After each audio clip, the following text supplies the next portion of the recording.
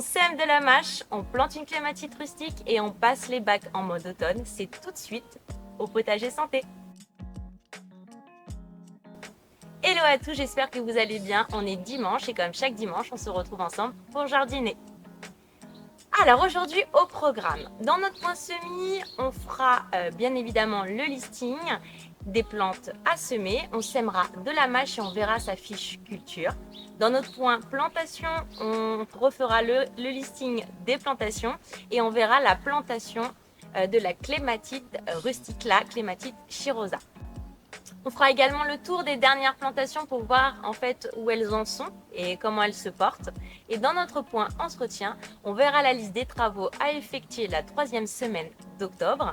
Et enfin, je vous partagerai des recettes de conserve pour finir de transformer les récoltes de l'été.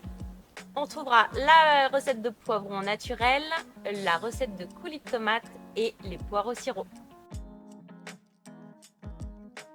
On commence la vidéo par notre point entretien. On va continuer la transformation du potager version été en version automne-hiver. On va commencer à réfléchir, voire mettre en place les tunnels et les châssis, ça dépend de la région où vous vous situez. On va retirer les sous-coupes des plantes qui sont à l'extérieur, comme par exemple ici le laurier rose. Et surtout, on va retirer les cultures d'été. Alors aujourd'hui, on s'attaque à l'espace de culture le long du mur. Il y a principalement des tournesols. On va donc retirer les tournesols. Ils vont nous servir d'une part à récupérer les graines et d'autre part à nourrir les bacs. Alors, on commence par couper les fleurs, les têtes de tournesol. On va récupérer les graines par la suite qui nous serviront soit pour ressemer les années suivantes, soit pour donner à manger aux oiseaux cet hiver. Ensuite, je vais couper toutes les tiges à ras à la base car je veux laisser les racines dans le sol. Une fois que je vais avoir fini de tout couper, je vais pouvoir venir couper toutes ces tiges et ces feuilles en tout petits morceaux. Alors, ça va prendre beaucoup de temps, alors je vous accélère tout ça. Donc voilà, une fois que j'ai mes petits morceaux, je vais pouvoir en fait les répartir dans les bacs. C'est un peu le principe du mulch nutritif, sauf que là c'est à base uniquement de tournesol. Donc je vais venir tasser un petit peu, puis je vais y mettre une couche de fumier de 2 à 5 cm, du compost de la même manière, et enfin je vais terminer par un mélange terre-terreau. Une fois que j'ai fait tout ça, je retasse un petit peu et je viens pailler.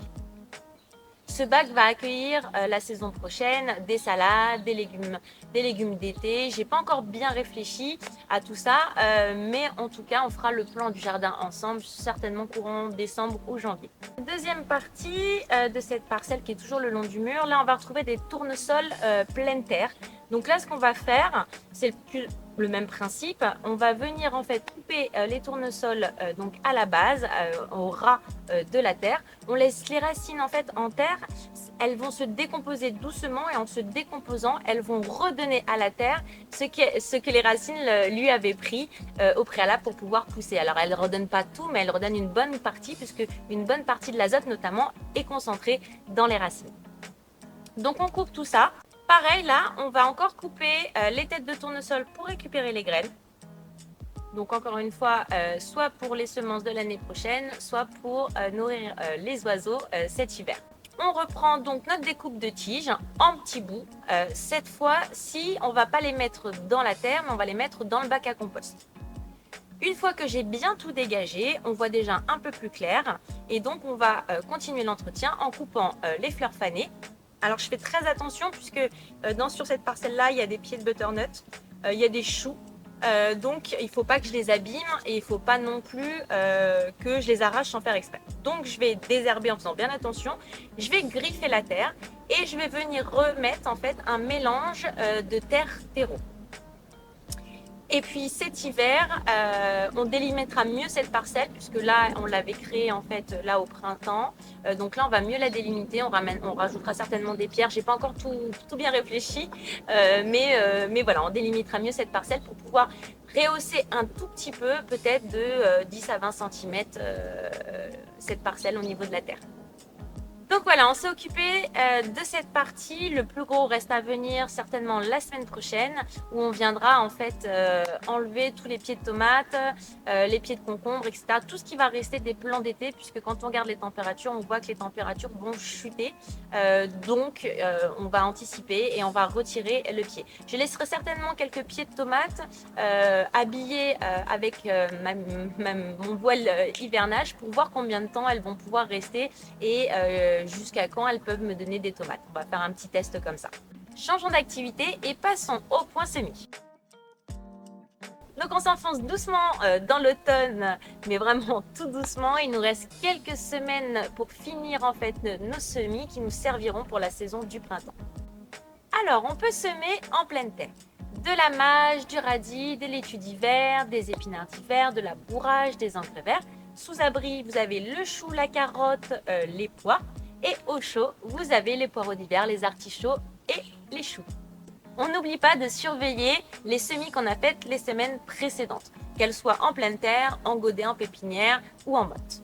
On s'assure qu'il y ait suffisamment de luminosité, on s'assure aussi que la terre est suffisamment humide pour permettre la germination de la graine. Allons voir si nous devons éclaircir.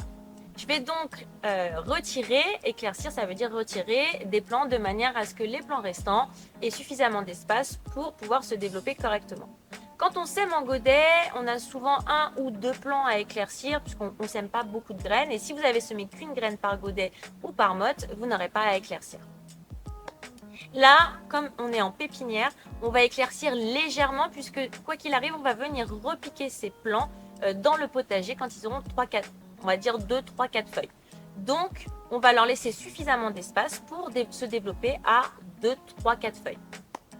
Quand je fais le tour de mes semis pleine terre, je me rends compte qu'en fait, les épinards, par exemple, n'ont pas germé. Donc, je ne sais pas ce qui se passe. Je ne sais pas si c'est les chats qui ont gratté la terre ou alors qui ont fait pipi dessus ou est-ce que ce sont les insectes qui les ont mangés? Est-ce que ce sont mes graines qui sont plus bonnes? Je n'en sais rien. Donc, du coup, en fait, ce que je vais faire, c'est que je vais ressemer les graines à un autre endroit dans le potager et je vais aussi en semer en godet et de manière à voir, en fait, si effectivement, ce sont mes graines qui ne germent pas. Donc, ou qui ont un problème ou je ne sais quoi. Donc, du coup, on va refaire une tentative. Alors, pour ça, c'est très simple. On remplit les petits pots ou les plaques alvéolées de terreau. On tasse légèrement et on met 3 graines. On arrose délicatement pour éviter de déplacer les graines. Et on va venir, en fait, remettre un petit peu de terreau légèrement dessus. On remudifie la terre. On la met en pleine lumière et on la surveille de temps en temps. Passons maintenant au semis de mâche, mais avant, voyons ensemble sa fiche de culture. Alors, la mâche, Valeriana locusta ou Olitoria, ça dépend les variétés, appartiennent à la famille des Caprifoliacées, je crois.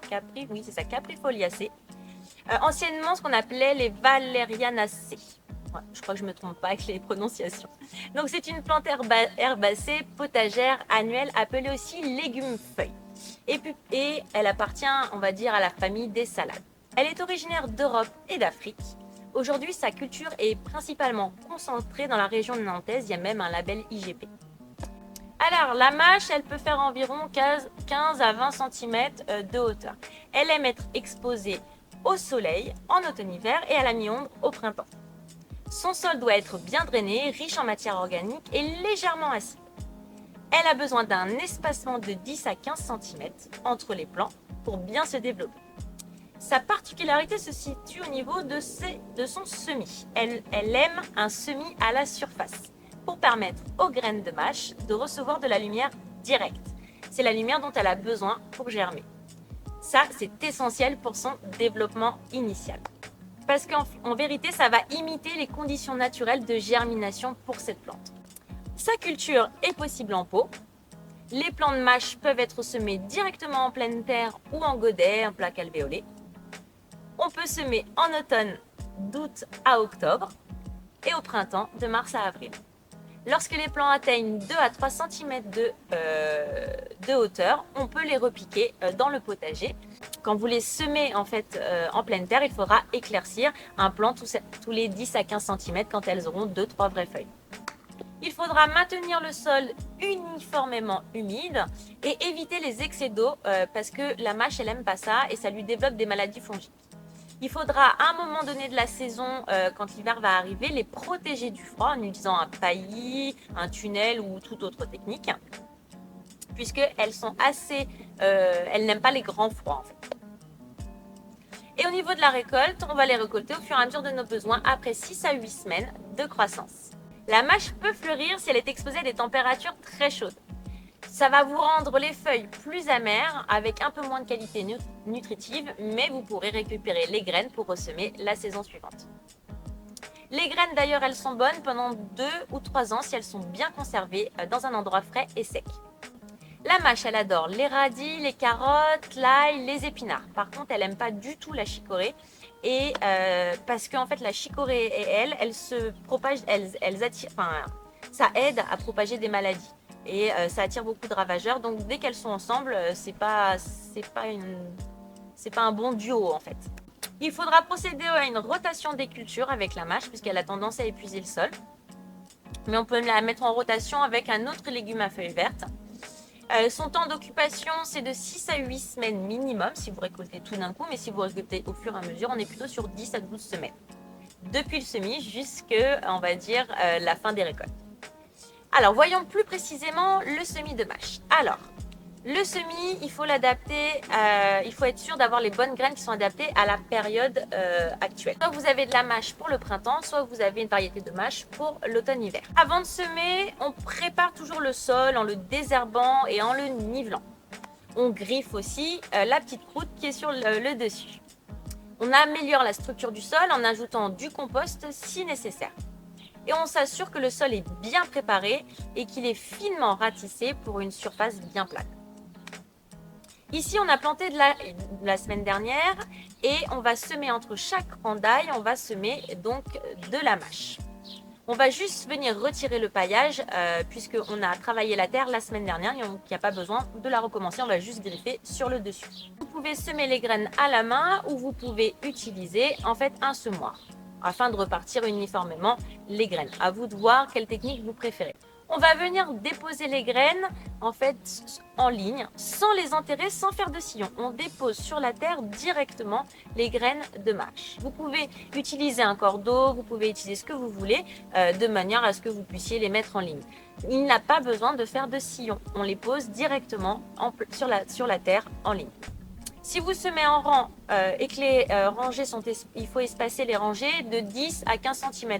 Mais comme nous, on va semer entre les rangées d'ail, du coup, l'espacement idéal est déjà fait. Une fois qu'on a déposé les graines sur la terre, on va venir presser légèrement ces graines à la main, avec un râteau, avec un plateau, ce que vous voulez, mais on tasse légèrement, d'accord? On les enterre pas trop, mais on fait en sorte qu'elles adhèrent à la terre.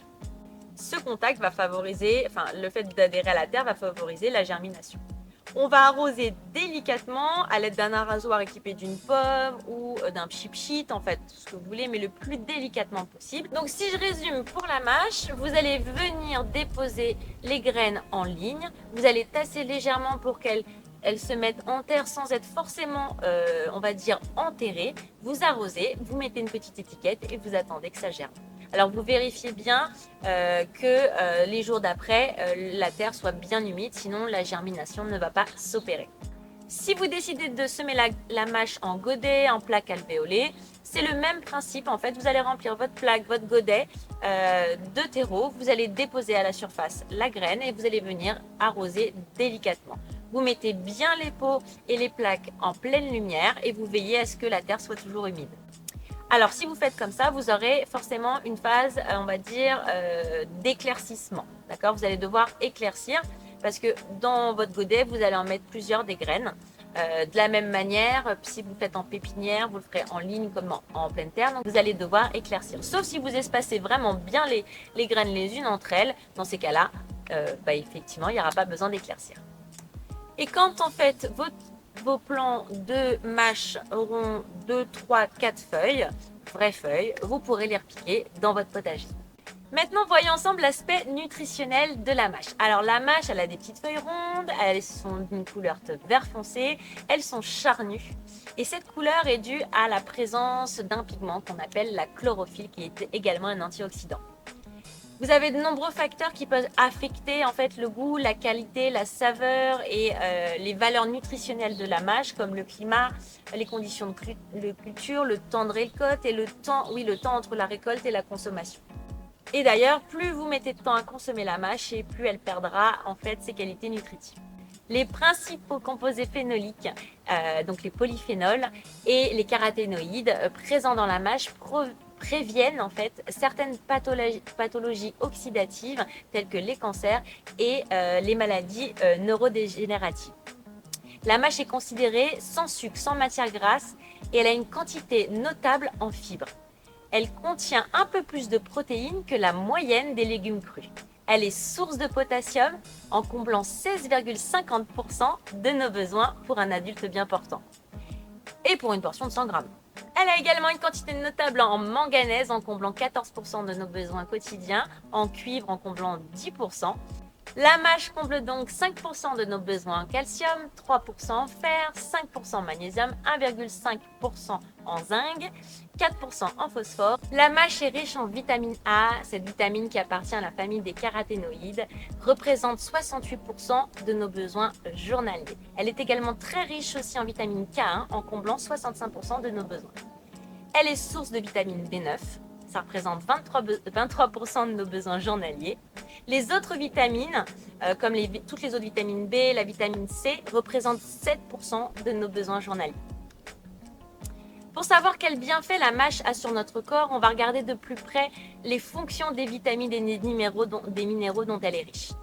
Prenons la vitamine A. Donc la vitamine A va contribuer, entre autres, au maintien d'une peau normale, l'effet bonne mine, au maintien d'une vision normale. Elle va contribuer à métaboliser le fer et éviter le problème d'anémie. Au fonctionnement, elle va servir aussi à avoir un fonctionnement normal du système immunitaire. La vitamine K1, elle contribue, on va dire, au maintien d'une ossature normale et à une bonne coagulation sanguine. Les folates, donc la vitamine B9, elle contribue au bon développement du fœtus pendant la grossesse, à la formation normale du sang et elle vous permet d'avoir des fonctions psychologiques normales et d'être donc du coup de bonne humeur. Elle va aussi, la vitamine B9, renforcer le fonctionnement du système immunitaire. Elle aide à réduire la fatigue. Quant au potassium, lui, il va contribuer au fonctionnement normal du système nerveux, à une bonne fonction musculaire normale et au maintien d'une pression sanguine aussi normale. Pour résumer, la mâche, c'est un puissant antioxydant qui aide à protéger notre corps des maladies chroniques et des cancers, car la mâche va aussi aider à améliorer le bon fonctionnement du système immunitaire. Elle va participer grandement à une bonne digestion et elle va aider à diminuer les risques de maladies cardiovasculaires. Elle va vous maintenir de bonne humeur et en pleine énergie. Donc on n'hésite pas à intégrer la mâche à son alimentation. Pour bénéficier de tous ces bienfaits, il faut la consommer rapidement, maximum 3 jours après la récolte. Le mieux, c'est de récolter et de la consommer directement. Sinon, au fur et à mesure du temps, elle va perdre quasiment toutes ses vitamines et ses minéraux. Alors attention à ceux qui ont un traitement anti-vitamine K1. Vous allez devoir en fait faire attention à votre consommation de mâche parce que ça peut potentialiser les effets de vos médocs. Donc n'hésitez pas à demander à votre médecin ou à un professionnel de santé quel type de consommation de mâche vous pouvez avoir en fonction du type de médicament que vous avez. Pour la petite histoire, pour la mâche, il y a des archéologues qui ont découvert des illustrations de mâche dans les tombeaux égyptiens qui datent de 500 ans avant notre ère. Elle est arrivée en France à partir de la Renaissance, on va dire grosso modo au XVIe siècle, dans les Pays de la Loire. Et c'est pour ça qu'aujourd'hui, il y a un IGP et que c'est, on va dire, de ce côté-là qu'on va en fait produire le plus de mâches. Donc en résumé, à vos mâches, prêts, semez. Passons maintenant au point plantation. Alors comme on l'a vu depuis le début du mois d'octobre, on est en pleine période de plantation pérenne. À savoir toutes les plantes qui peuvent rester en place au potager plusieurs saisons, voire plusieurs années. Alors, on a tous les arbres fruitiers de manière générale, je vous ai fait la liste, framboisier, cassissier, mûrier, pommier, poirier, on va dire, qu'est-ce qu'on n'a pas cité? On va dire les figuiers, les cerisiers, etc. En termes de légumes, vous avez toujours la possibilité de planter du chou d'hiver, toujours les fraisiers et les stolons. Il reste quelques semaines, donc dépêchez-vous. De l'oseille, du romarin, de l'ail, de l'oignon, des échalotes. Vous pouvez planter aussi des fleurs, les pensées, les astères, les griffes de muguet, les primevères, des rosiers, des bulbes qui fleuriront au printemps. Vous pouvez aussi planter tout un tas de vivaces. Donc allez-y, faites-vous plaisir. Maintenant, on va planter une clématite rustique. Donc une clématite qui va résister à l'hiver et encore mieux, c'est une clématite qui va nous faire des fleurs pendant l'hiver. Parce que l'hiver est assez pauvre en fleurs. Donc moi j'aime bien avoir des fleurs toute l'année. Donc je me suis dit on va mettre une clématite rustique. Donc j'ai fait des recherches pour savoir quelle variété de clématite allait résister au froid, voire au grand froid. Donc j'ai trouvé la clématite Cirosa. En plus, cette clématite va me permettre de pouvoir en fait habiller ce mur de parpaing qui est de ce côté-là, qui m'obsède, je le trouve vraiment très moche. Et donc voilà, j'essaye par tous les moyens de pouvoir en fait cacher ce mur. Donc la clématite, comme est une plante grimpante, elle va me permettre de pouvoir habiller le mur. La clématite cirosa de la famille des Renonculacées est une plante grimpante à feuilles persistantes. Elle est originaire du bassin méditerranéen. Elle peut atteindre une hauteur allant jusqu'à 3 mètres et elle aime une exposition ensoleillée à la mi-ombre. Un sol bien drainé, riche en matière organique. Si on en plante plusieurs, il faut les espacer de 60 à 90 cm. La particularité de cette plante, c'est qu'elle fait des fleurs en plein hiver et de très jolies fleurs. Sa culture est relativement facile et vous pouvez également la cultiver en pot. Alors, généralement, elle est plantée à partir de boutures ou de plants directement qu'on achète ou de boutures qu'on refait. On peut effectivement semer de la clématite, mais ça prendra beaucoup de temps et il vous faudra beaucoup de patience et il faudra y apporter beaucoup de soins. Donc, c'est vrai qu'on a tendance à privilégier la bouture ou de l'acheter directement en conteneur. On peut la planter à l'automne et au printemps. Pour cela, on va devoir faire un trou d'environ 30 cm de profondeur, voire un tout petit peu plus. Généralement, c'est la profondeur de votre conteneur. Donc, vous regardez la taille de votre conteneur et en fonction, vous creusez un trou de la même taille, plus ou moins 5 cm. Je vais vous expliquer tout de suite pourquoi. Au fond du trou, on va y mettre du compost ou du fumier et du fumier bien décomposé, mais vraiment bien décomposé. On va venir placer en fait la tige avec les racines à environ 5 cm sous la surface du sol. Donc il faut qu'il y ait 5 cm de la tige qui soit enterrée dans la terre. Ces 5 cm qui seront enterrés dans la terre permettront un meilleur enracinement et on va dire le développement de nouvelles racines en fait latérales. On arrosera régulièrement par temps sec cette clématite.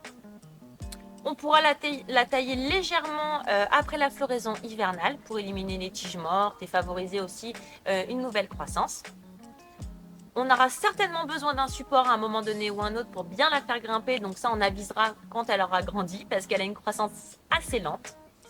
La clématite cirosa fleurit donc en plein hiver et généralement, c'est de décembre à mars. Donc quand elle arrêtera de fleurir, ce sera le temps de nos bulbes de printemps et de toutes nos fleurs printemps-été.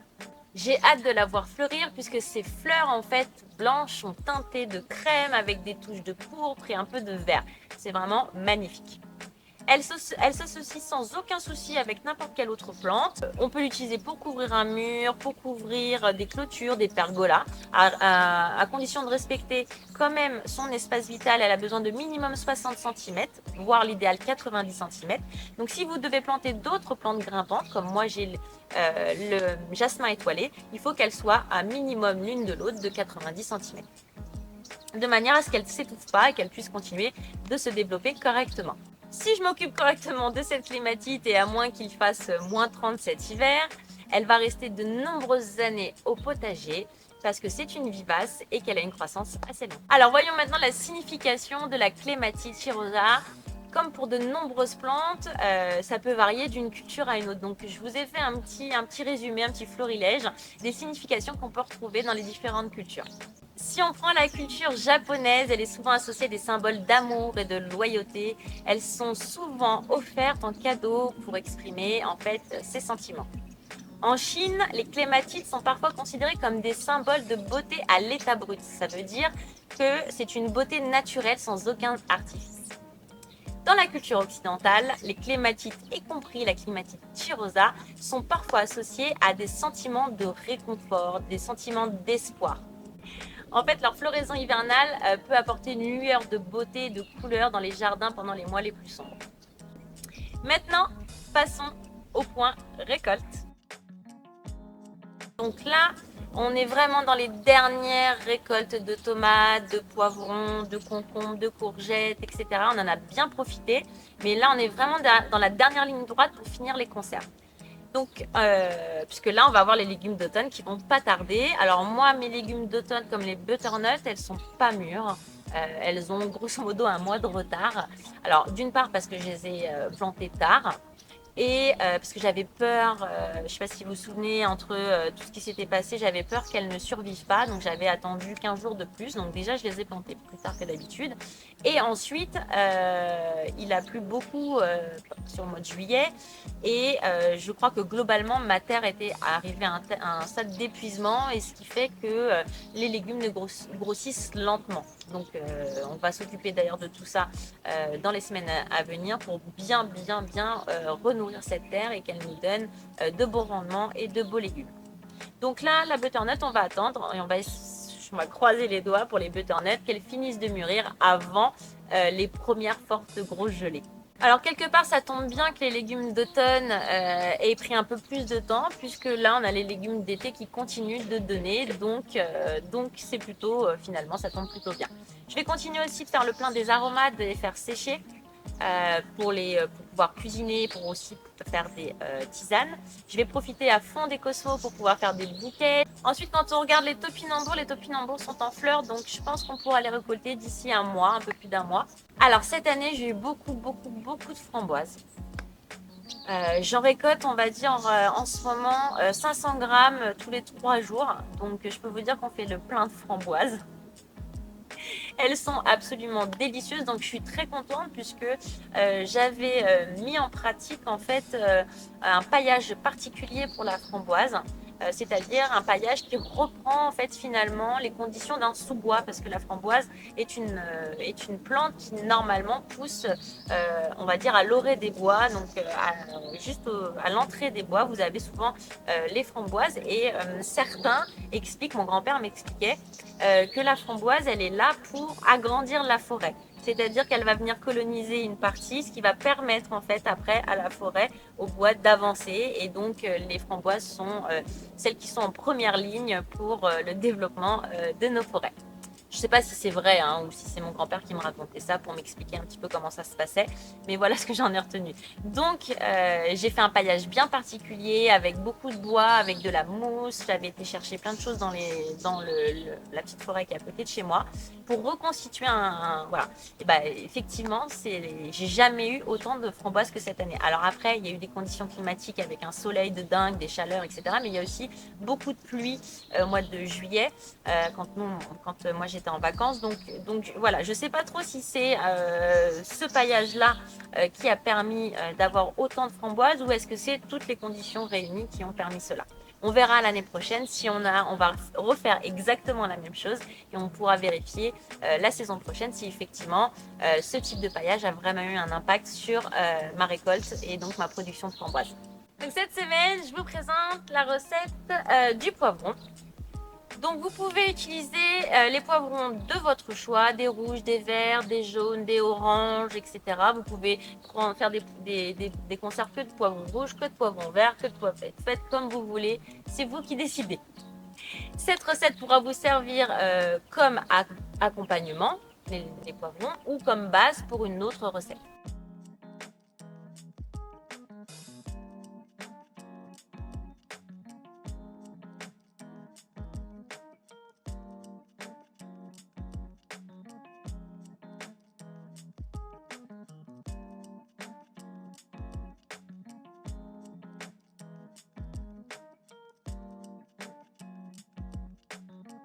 Ensuite, vous avez la recette du coulis de tomate. Donc là, c'est pareil, c'est la recette de base que vous pouvez retrouver partout. Après, à vous de la customiser comme vous voulez.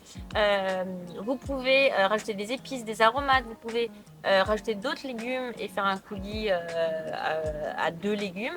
Alors, quand vous allez faire votre coulis de tomate, si votre coulis de tomate est plutôt orangé que rouge, la couleur que vous allez retrouver dans la plupart des coulis de tomates qu'on trouve dans le commerce, commerce, ne vous inquiétez pas, c'est tout à fait normal parce que généralement le coulis de tomate dans le commerce, souvent c'est du concentré qui est dilué dans l'eau, qui est dilué avec de l'eau, et donc on retrouve vraiment cette couleur. Au-delà du fait que certaines marques vont même utiliser des colorants, du paprika ou des choses comme ça, voire même utiliser des conservateurs pour éviter que la couleur de tomate en fait soit plutôt orange que rouge. Donc ne vous inquiétez pas, c'est tout à fait normal. Le coulis de tomate pourra vous servir pour préparer des plats en sauce, type bolognaise. On pourra aussi faire des lasagnes. On pourra faire aussi juste pâte sauce tomate. Vous pouvez faire tout un tas de choses avec ce coulis de tomate.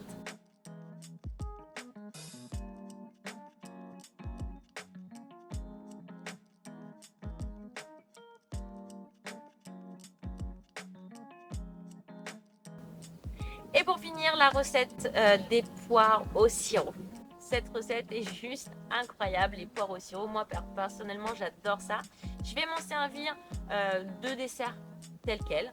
Je vais venir égoutter et découper des petits cubes de poires ou des lamelles et je vais les manger tel quel. Je vais effectivement l'utiliser pour faire des amandines ou des tartes. Vous savez, l'amandine, c'est la tarte avec la poudre d'amande. Vous mettez directement les poires au sirop avec l'amandine. C'est assez simple à faire. J'espère avoir le temps de vous faire tout un tas de recettes là dans les jours qui vont arriver. Qu'est-ce qu'on peut faire d'autre? Ah oui, forcément, avec une poire au sirop, vous pouvez faire le fameux dessert, la poire Belle Hélène. Vous savez, ce dessert avec la poire, la glace à la vanille, la sauce chocolat, la crème fouettée, et on n'oublie pas les petites amandes effilées puisque c'est l'atout déculpabilisant. Les fibres contenues dans les amandes en fait vont venir absorber l'excès de sucre et de gras qu'on pourrait avoir en mangeant la glace et la crème fouettée. Donc oui, n'oubliez jamais les petites amandes, ça vous permet de ne pas culpabiliser pour votre poire Belle Hélène.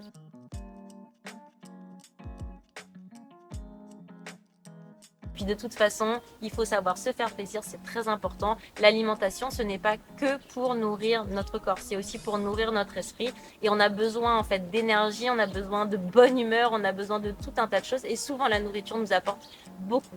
Donc, il faut savoir se faire plaisir tout en étant raisonnable et en pratiquant une activité physique. Là, c'était le côté relou.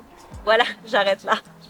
D'ailleurs, en parlant d'activité physique, tous ceux qui jardinent savent à quel point le jardinage est un sport et parfois, effectivement, après une bonne journée de jardinage, la nuit, on dort bien en fait, on est bien. Voilà, la vidéo arrive à son terme, j'espère qu'elle vous aura plu. Je vais vous laisser liker et surtout me laisser un commentaire, ça me fait toujours plaisir de discuter avec vous. Si vous n'êtes pas encore abonné, c'est le moment de le faire. Au-delà de me ravir le cœur, ça vous donnera accès en fait aux to-do list et aux recettes. Je vous laisse avec des images du potager en ce dimanche 15 octobre. En attendant la prochaine vidéo, je vous dis à très vite, prenez soin de vous et surtout, n'oubliez pas, faites de votre alimentation votre première médecine. Ciao, ciao!